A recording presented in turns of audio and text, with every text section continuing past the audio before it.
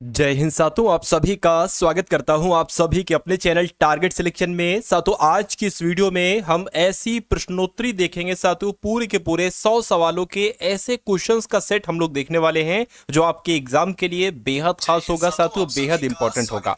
तो मैं कहूंगा साथियों, अगर आप अपने इस एग्जाम को बेहद आसानी के साथ क्रैक करना चाहते हैं तो आज की इस वीडियो के टॉप लेवल के क्वेश्चंस को बहुत आराम से देखिएगा और बहुत ध्यानपूर्वक साथियों देखिएगा। ठीक है ना, पूरे के पूरे लगभग 100 सवाल मैं आपको यहां पर करवाने वाला हूं। चलिए, तो क्लास आपकी शुरू हो चुकी है और पहला सवाल आपके स्क्रीन पर आ चुका है। आपसे यहां पर कहा जा रहा है कि निम्नलिखित में से कौन सा त्योहार ओडिशा में मनाया जाता है। तो मैं आपको बता चुका हूं साथियों, बाली तृतीय त्योहार की अगर बात करें तो ये ओडिशा में मनाया जाने वाला त्योहार है। आपके एग्जाम में आ सकता है, आपको ध्यान रखना है।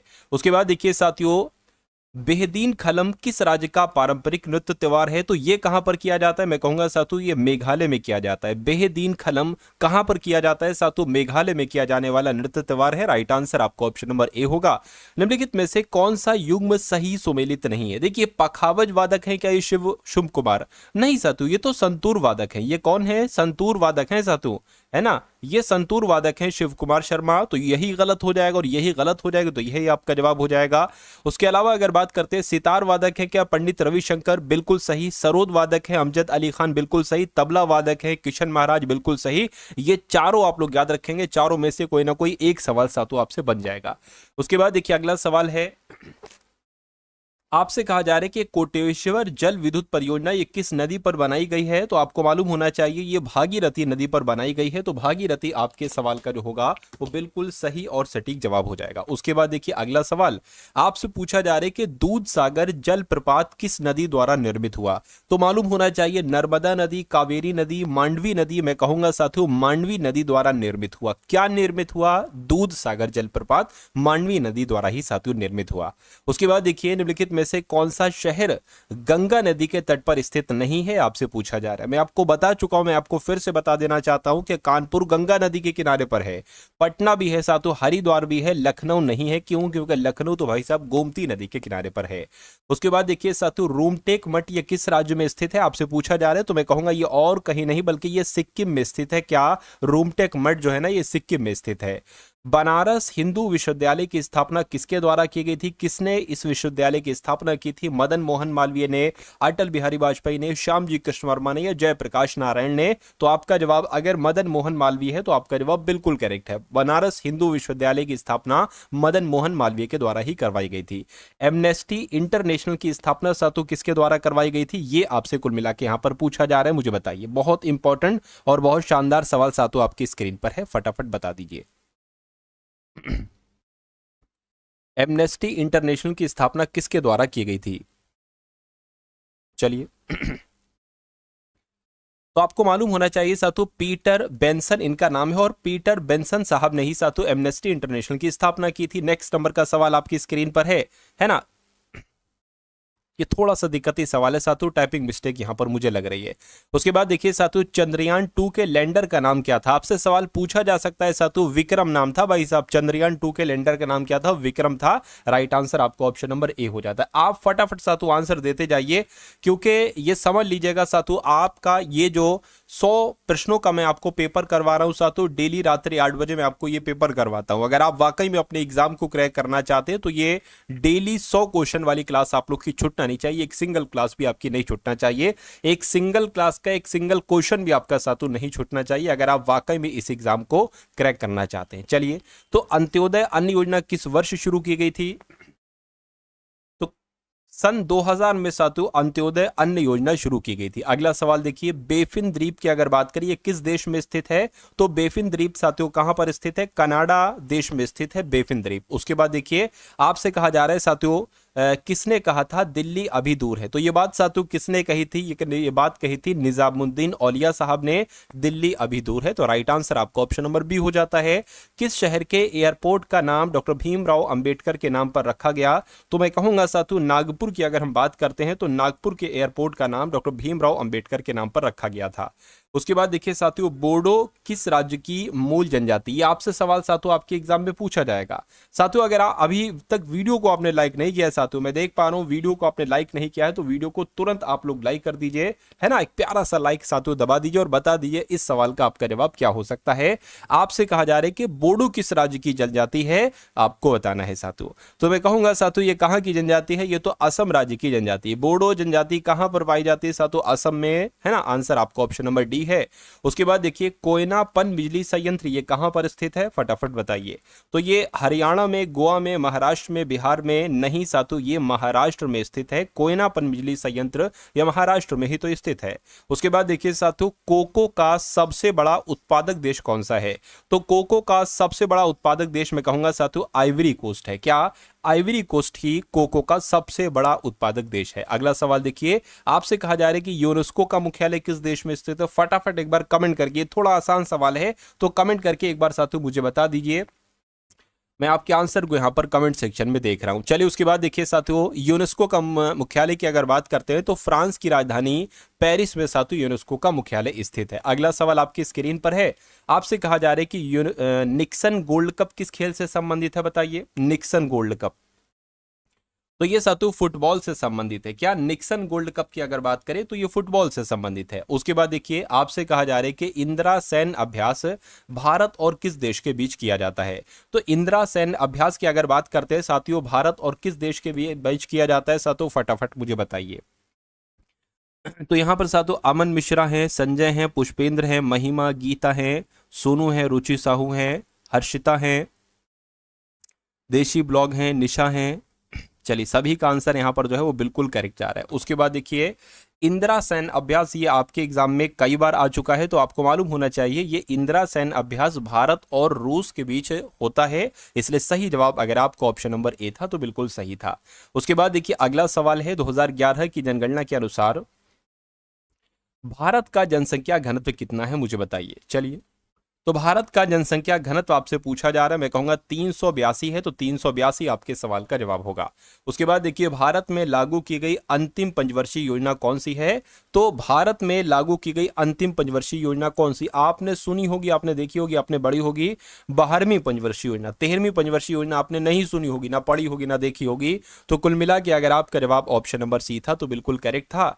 अंतरराष्ट्रीय महिला दिवस हर साल कब मनाया जाता है, ये आपसे पूछा जा रहा है। 11 जनवरी को, 11 जनवरी को साथियों, या अगर बात करते हैं 26 फरवरी को, 8 मार्च को, कब मनाया जाता है ये आपको साथियों यहां पर बताना है। तो आपको मालूम होना चाहिए 8 मार्च को मनाया जाता है। अंतरराष्ट्रीय महिला दिवस साथियों 8 मार्च को ही मनाया जाता है।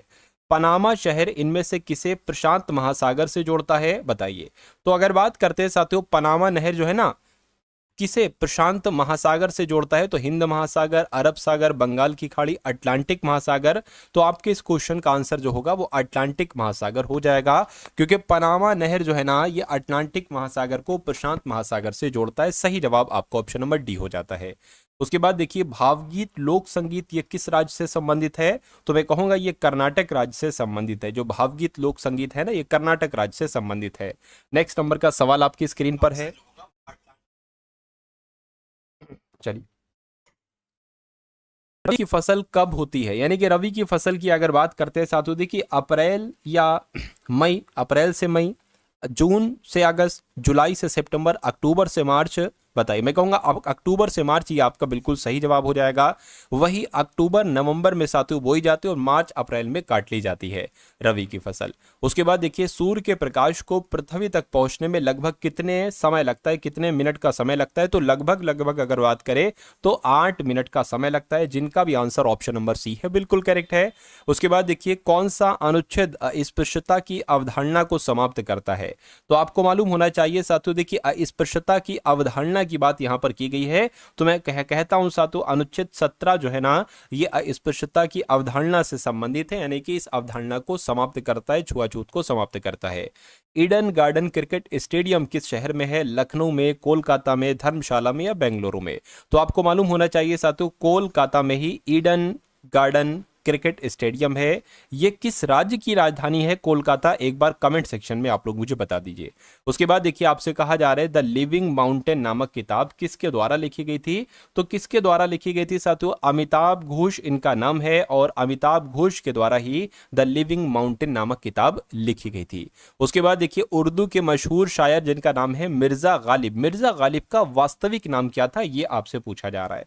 तो मैं आपको बता देना चाहता हूं साथियों असदुल्ला खान इनका नाम वास्तविक था, यानी कि वास्तविक अगर बात करें तो असदुल्ला खान था। वैसे कहते क्या थे साथियों? मिर्जा गालिब इनको कहा जाता था और ये उर्दू के एक बहुत मशहूर शायर थे। उसके बाद देखिए आपको बताना है कि पुष्कर मेला भाई साहब किस राज्य में लगता है? पुष्कर मेला क्या उड़ीसा में लगता है या बिहार में लगता है, मध्य प्रदेश में लगता है या राजस्थान में लगता है? तो आपको मालूम होना चाहिए तो राजस्थान में लगता है। पुष्कर मेला साथियों राजस्थान में ही लगता है। उसके बाद देखिए अगला सवाल है साथियों, आप लोग वीडियो को शेयर कर दीजिए। जो ग्रुप्स वगैरह आपके पास है ना, तो उन ग्रुप्स में आप लोग इस वीडियो को एक बार शेयर कर दीजिए और अगर लाइक नहीं किया है साथियों तो लाइक का बटन एक बार दबा दीजिए, मुझे बहुत अच्छा लगेगा। चलिए उसके बाद देखिए अगले नंबर का सवाल है, आपसे कहा जा रहा है कि जो कुड़बी नृत्य, ये साथियों लेटेस्ट क्वेश्चन आपके एग्जाम में आएगा। तो कुड़बी लोक कुड़बी की जब हम बात करते हैं साथियों ये कहाँ का है? तो ये गोवा का है ना। कुड़बी नृत्य जो किया जाता है ये गोवा में किया जाता है। सही जवाब आपको ऑप्शन नंबर ए हो जाता है। अगला सवाल देखिए, अगला सवाल आपकी स्क्रीन पर है। आपसे कहा जा रहा है कि जो मैथन बांध है ये कौन सी नदी के तट पर बना हुआ है? क्या ये यमुना नदी के तट पर बना हुआ? नहीं। चेनाब नदी के तट पर बना हुआ? नहीं साथियों, ये बराकर नदी के तट पर बना हुआ है। जो मैथन बांध है ना ये बराकर नदी के तट पर ही बना हुआ है। उत्तर पूर्व की पहाड़ियों को क्या कहा जाता है? तो उत्तर पूर्व की पहाड़ियों को क्या कहा जाता है? पूर्वांचल कहा जाता है। तो पूर्वांचल आपके सवाल का बिल्कुल सही जवाब हो जाएगा। अगला सवाल देखिए, हुसैन सागर झील ये किस राज्य में स्थित है? हुसैन सागर झील, हुसैन सागर झील की अगर बात करते हैं तो ये तेलंगाना में स्थित है। कहां पर स्थित है साथियों? आपको ध्यान रखना है तेलंगाना में स्थित है साथियों हुसैन सागर झील। राइट आंसर आपको ऑप्शन नंबर बी हो जाता है। अगला सवाल आपकी स्क्रीन पर है, कहा जा रहा है कि हरि प्रसाद चौरसिया ने किस क्षेत्र में प्रसिद्धि अर्जित की है? फटाफट आप लोग बता दीजिए। देखिए आपका जवाब यहां पर अगर बात करते हैं साथियों ये बांसुरी वादन हो जाएगा, यानी कि ये बांसुरी बजाते थे साथियों हरि प्रसाद चौरसिया, ये उसी में फेमस थे। तो बांसुरी वादन है ये राइट आंसर आपका ऑप्शन नंबर डी हो जाएगा। मदुरै की अगर बात करती है किस नदी के किनारे पर स्थित है? फटाफट आप लोग बता दीजिए।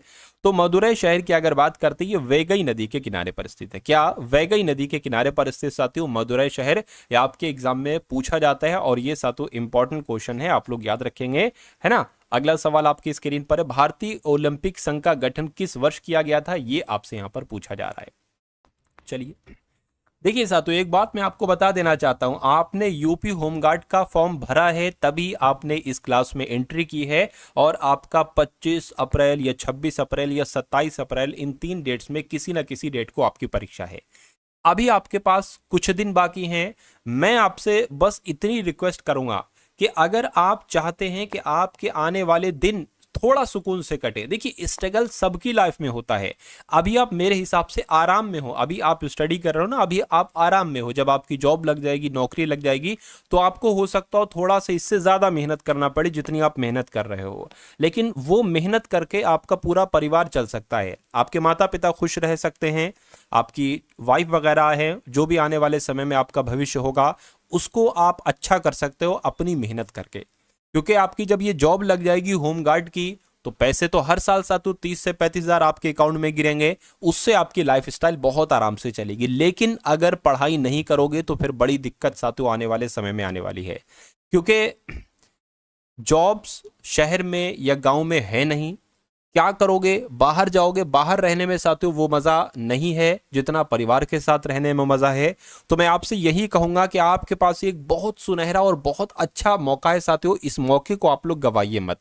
अगर इस मौके के लिए, इस मौके में अचीवमेंट जो आपको अवसर मिला है साथियों उसमें अगर आप अच्छा कर सकते हो, मेहनत कर सकते हो, ऊपर वाले ने आपको इस योग्य किया है कि आप फॉर्म भर सकते हो, आप पढ़ाई कर सकते हो, आप जो पढ़ते हो वो आपको याद रहता है, तो आपकी किस्मत बहुत अच्छी है। आप इसमें मेहनत करके अपना सिलेक्शन साथियों पक्के तौर पर निश्चित कर सकते हो। और कोई कम वैकेंसी नहीं है, यूपी में 2000, 3000, 4000 भी वैकेंसी आती है अलग अलग डिपार्टमेंट में, लेकिन ये तो बहुत ज्यादा साथियों, इसको बम्पर भर्ती कहा जाता है, बम्पर भर्ती। ये समझ लीजिए अगर आप पढ़ाई नहीं करोगे तो जिस दिन रिजल्ट आएगा इतना बुरा दिल टूटेगा, इतना बुरा दिल टूटेगा कि किसी भी किसी का भी किसी तरीके से दिल वैसे नहीं टूटा होगा जितना बुरा आपका दिल टूटेगा। तो उस दिन अपने दिलों को बचाने के लिए, अपने दिल को टूटने से बचाने के लिए साथियों, आप अभी सिर्फ पढ़ाई कीजिए। मैं तो आपसे बस यही कहूंगा, ठीक है ना। चलिए,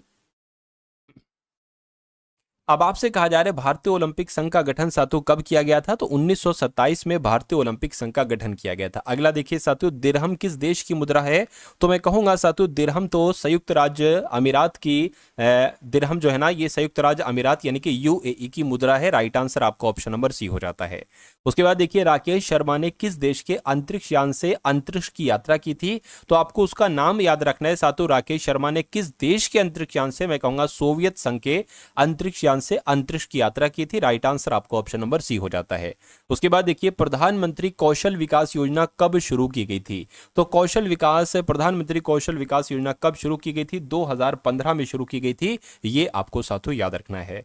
उसके बाद देखिए, जवाहरलाल नेहरू बंदरगाह ये किस शहर में स्थित है, तो पता साथियों कहां पर स्थित है, नेवी मुंबई में स्थित है जवाहरलाल नेहरू बंदरगाह।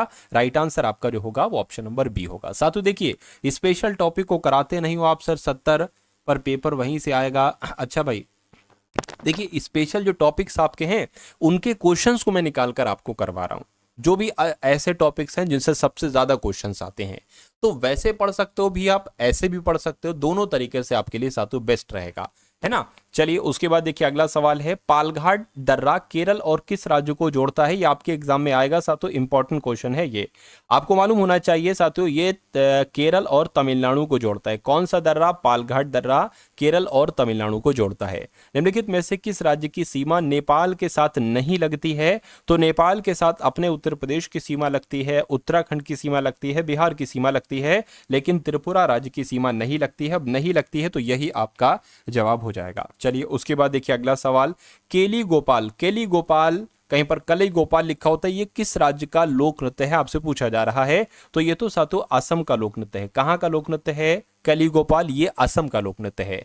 किस शहर को पहले विश्व विरासती शहर का दर्जा दिया गया था, मुझे बताइए। ये भी साथियों इंपॉर्टेंट क्वेश्चन है, आप लोग ध्यान रखिएगा। मैं आपको बता देता हूं साथियों, इसका सही जवाब अहमदाबाद हो जाएगा, यानी कि गुजरात के अहमदाबाद को पहले विश्व विरासती शहर का दर्जा दिया गया था। राइट आंसर आपको ऑप्शन नंबर सी हो जाता है।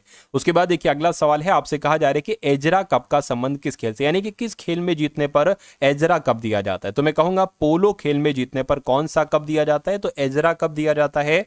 अगला सवाल देखिए, एलबीडब्ल्यू कहते नहीं है साथियों, एलबीडब्ल्यू, तो ये किस खेल से संबंधित है, ये इसका इस्तेमाल आप क्रिकेट के खेल में करते होगे, आपको याद होगा बचपन में एलबीडब्ल्यू हो गया है ना, क्रिकेट के खेल से इसका संबंध है, ये बात आप लोग याद रखेंगे।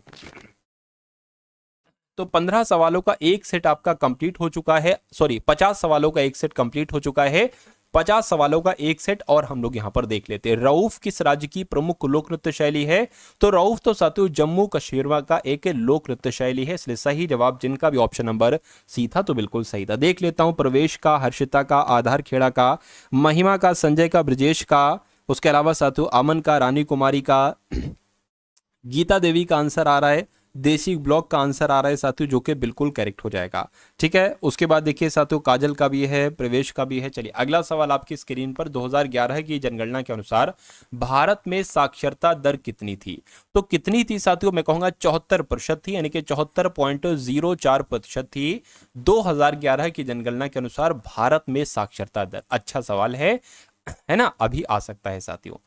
उसके बाद देखिए 10वीं पंचवर्षीय योजना के दौरान भारत की वास्तविक विकास दर कितनी थी, ये आपसे पूछा जा रहा है, तो 7.6% थी। कितने प्रतिशत थी, 10वीं पंचवर्षीय योजना के दौरान भारत की वास्तविक विकास दर 7.6 थी। अगला देखिए, विश्व का सबसे बड़ा जलप्रपात समूह किस देश में स्थित है, तो आपको मालूम, देखिए विश्व का सबसे बड़ा जलप्रपात समूह, तो मैं कहूंगा वेनेजुएला में स्थित है विश्व का सबसे बड़ा जलप्रपात समूह। राइट आंसर आपका ऑप्शन नंबर ए होगा। चलिए अगला सवाल देखिए, भारतीय रिजर्व बैंक का राष्ट्रीयकरण कब किया गया था, आपसे पूछा जा रहा है, तो मैं कहूंगा साथियों 1969 में, और 1969 कहां पर लिखा हुआ है, ऑप्शन नंबर डी में लिखा हुआ है। भारतीय रिजर्व बैंक का राष्ट्रीयकरण ऑप्शन नंबर डी 1969 में किया गया था। जिनका भी आंसर ऑप्शन नंबर डी के साथ है तो बिल्कुल सही होगा। उसके बाद देखिए अगला सवाल है, आपसे कहा जा रहा है चेप ब्रंग किस राज्य का पारंपरिक वाद्य यंत्र है, तो ये सिक्किम का है साथियों। ये वाद्य यंत्र पता कहां का है, पारंपरिक वाद्य यंत्र है सिक्किम का, चेप ब्रंग इसका नाम है। उसके बाद देखिए भारत के किस राज्य में कॉफी का सबसे ज्यादा उत्पादन किया जाता है? तो कहां पर किया जाता है मुझे बताइए साथियों। क्या कर्नाटक में किया जाता है, गोवा में, असम में या पश्चिम बंगाल में? तो आपको ये मालूम होना चाहिए कर्नाटक राज्य में, भारत में पूरे कर्नाटक राज्य में कॉफी का सबसे ज्यादा उत्पादन किया जाता है। निम्नलिखित में से कौन कथक नृत्य का उत्कृष्ट नर्तक है? बताइए साथियों।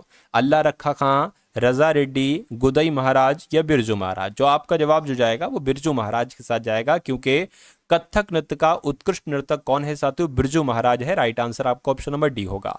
उसके बाद देखिए भारत का तोता के नाम से किसे जाना जाता है? इस सवाल का जवाब आप लोग बताइए साथियों। क्या आपके सवाल का जवाब हो सकता है? एक बार कमेंट सेक्शन में आप लोग मुझे बता दीजिए। चलिए फटाफट एक बार आप लोग साथियों मुझे बताइए। तो अमीर खुसरो अगर आपका जवाब है तो आपका जवाब यहां पर बिल्कुल सही हो जाता है। यानी कि भारत का तोता या तोता हिंद किसको कहा जाता है? तो अमीर खुसरो को ही कहा जाता है। 5 दिवसीय याओशांग उत्सव किस राज्य में मनाया जाता है? तो ये कहां पर मनाया जाता है? ये मणिपुर में मनाया जाने वाला एक उत्सव है जिसका नाम है याओशांग उत्सव। याओशांग उत्सव कहां पर मनाया जाता है? मणिपुर में मनाया जाता है। पोंग लोक नृत्य की अगर बात करें, ये किस राज्य का प्रसिद्ध है ना? बताइए। प्रसिद्ध नृत्य है पोंग लोक। तो पोंग लोक की अगर बात करें तो ये अरुणाचल प्रदेश आपका जवाब होगा। पोंग लोक नृत्य जो है ना ये अरुणाचल प्रदेश में किया जाता है। राइट आंसर आपका ऑप्शन नंबर बी हो जाता है। उसके बाद देखिए अगला सवाल है कुनो नेशनल पार्क। ये भी आपसे साथियों पूछा जाएगा, इंपॉर्टेंट क्वेश्चन है। कुनो नेशनल पार्क किस राज्य में स्थित है? तो ये मध्य प्रदेश में स्थित है साथियों। मध्य प्रदेश में ही है कुनो नेशनल पार्क। राइट आंसर आपका ऑप्शन नंबर बी हो जाता है। निम्नलिखित नृत्यों में कौन एकल नृत्य नहीं है? तो एकल नृत्य कौन सा नहीं है साथियों? भरतनाट्यम है, कुचिपुड़ी है, मोहिनीअट्टम है, ओडिसी नहीं। अब नहीं है तो यही आपका जवाब है। कोटा शहर किस नदी के किनारे पर स्थित है? तो मैं आपको बता देना चाहता हूं चंबल नदी के किनारे पर स्थित है साथियों कोटा शहर। सही जवाब आपका ऑप्शन नंबर बी हो जाता है। उसके बाद देखिए लिंगराज मंदिर किस राज्य में स्थित है? लिंगराज मंदिर, लिंगराज मंदिर मैं आपको कई बार बता चुका हूं साथियों। अच्छा सवाल है और इंपॉर्टेंट क्वेश्चन है। ये ओडिशा में स्थित है लिंगराज मंदिर। सही जवाब आपका ऑप्शन नंबर बी हो जाता है। छत्रपति शिवाजी टर्मिनल स्टेशन किसके द्वारा डिजाइन किया गया? तो किनके द्वारा डिजाइन किया गया? लुइस हैमिल्टन के द्वारा नहीं, विलियम सेंडर के द्वारा नहीं, फ्रेडरिक विलियम स्टीवंस के द्वारा Chhatrapati Shivaji terminal station design किया गया था। मैं कहूंगा बिल्कुल सही जवाब आपका ऑप्शन नंबर सी हो जाता। अगला सवाल आपकी स्क्रीन पर देखिए और बताइए आपका जवाब क्या होगा।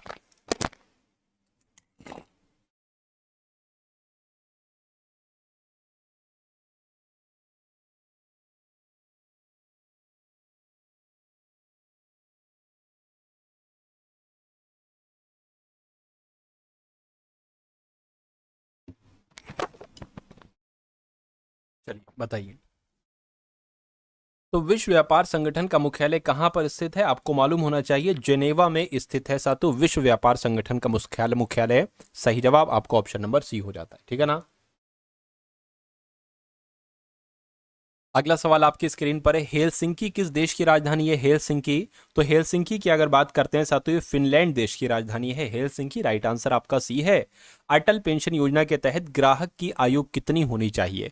अटल पेंशन योजना के तहत मैं कहूंगा 18 से 40 वर्ष होना चाहिए अटल पेंशन योजना के तहत। ठीक है ना।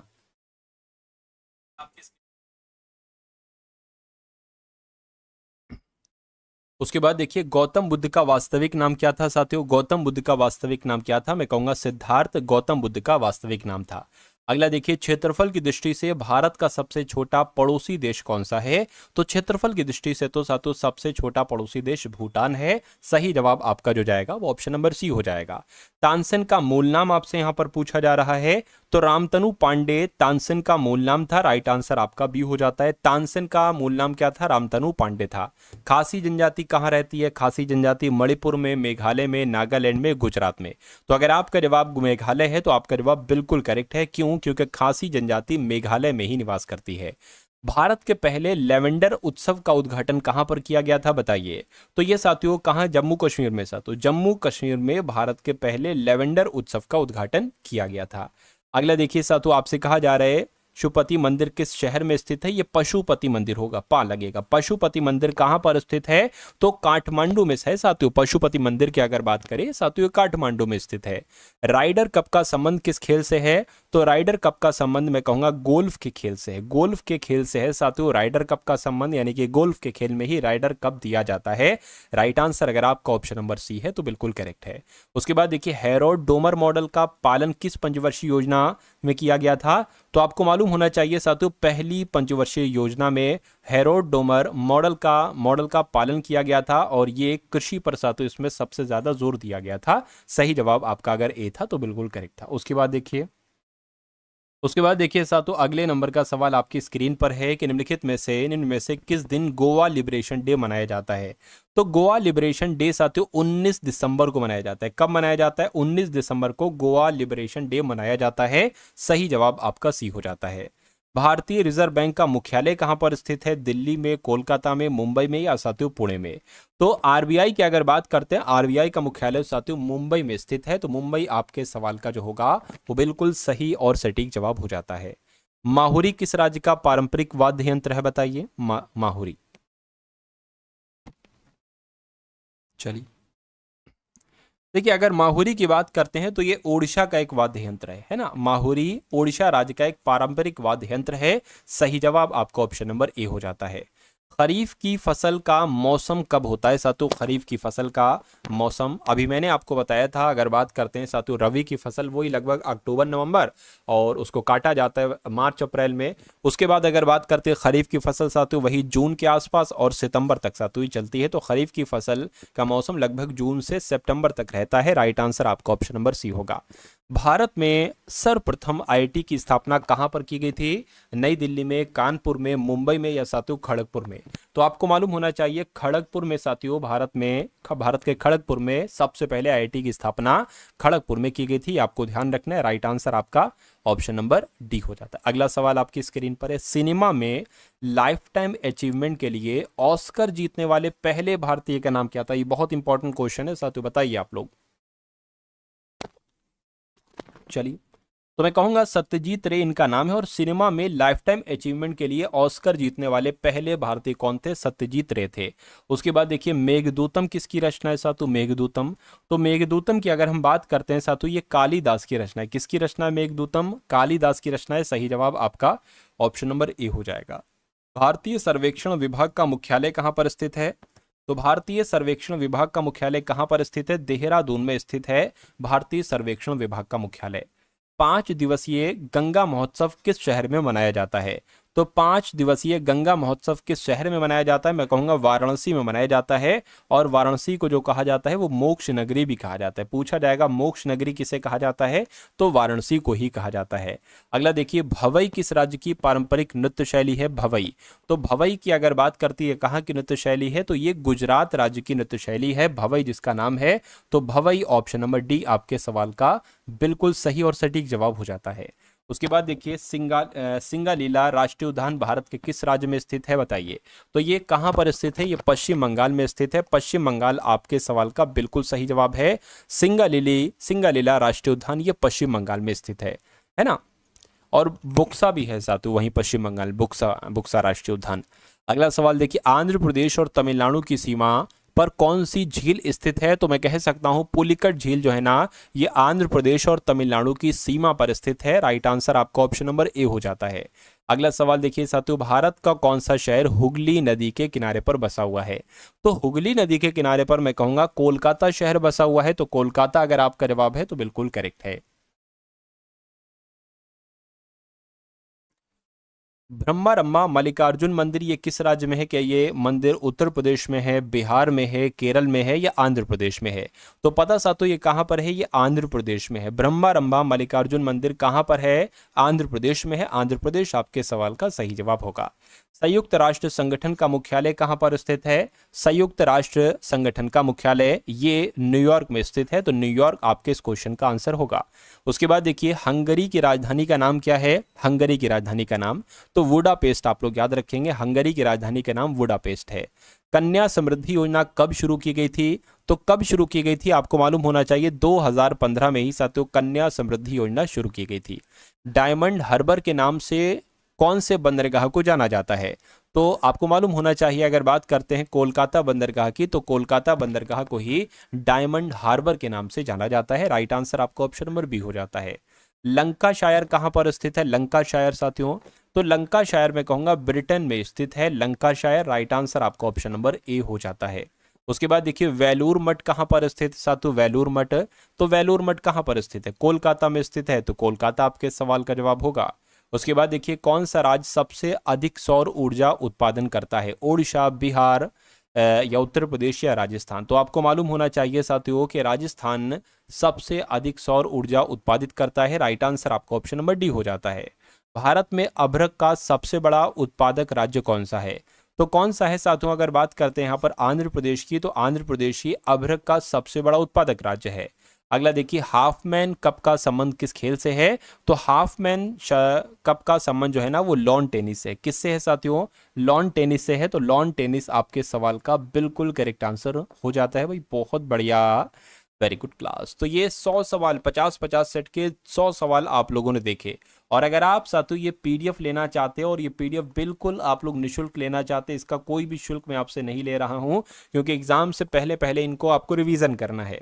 तो डिस्क्रिप्शन में मैंने टेलीग्राम ग्रुप का लिंक दे दिया है, उस टेलीग्राम ग्रुप को आप लोग ज्वाइन कर लीजिएगा, वहां पर साथियों आपको ये पीडीएफ प्राप्त हो जाएगी, ठीक है ना। तो इस वीडियो को लाइक कीजिएगा, वीडियो को शेयर कीजिएगा। सर आपकी वीडियो देखने के बाद किसी किताब से पढ़ने की ज़रूरत पड़ेगी क्या? अगर आपके पास देखिए अधिक समय है कि आप मेरी क्लास भी ले लेते हो और आपके पास समय है, तो आप खाली क्यों बैठो? क्यों खाली बैठो? मैं तो यही कहूँगा साथियों, जब जितनी आपको समय मिले जब आप पढ़ाई करो। मेरी अगर वीडियोस आपने सारी देख ली हैं, एक एक चीज़ देख ली हैं, तो आप उसके अलावा किताब भी पढ़ सकते हो। ऐसा थोड़ी ना किताब अगर पढ़ लोगे तो आपका कोई नुकसान हो जाएगा, नुकसान थोड़ी ना होगा साथ, तो आपको और ज्ञान ही बढ़ जाएगा, है ना। किताब पढ़ोगे तो आप ये भी देखोगे कि भाई हाँ मैं टारगेट सिलेक्शन से क्लासेस कर रहा हूँ, अरे ये चीज़ मेरी पढ़ी है। 10 चीज़ें देखोगे तो 6, 7, 8 चीज़ें आपको पहले से पढ़ी हुई मिलेंगी। एक आध चीज़ अगर आपको पढ़े हुए ना मिले तो उसको भी तैयार कर लो, क्या दिक्कत है? अरे भाई ऐसे 100 में से 80 क्वेश्चन आ जाएंगे, किताब भी पढ़ोगे तो 90 सवाल आपके सही हो जाएंगे। तो कोई नुकसान नहीं है साथियों, फायदा है आपका, ठीक है ना। तो वीडियो को लाइक कर दीजिए, चैनल पर अगर नए हैं चैनल को सब्सक्राइब कर दीजिएगा, कमेंट सेक्शन में एक जय हिंद का कमेंट आप लोग जरूर कर दीजिएगा, ठीक है ना। तो मिलते हैं हम सभी लोग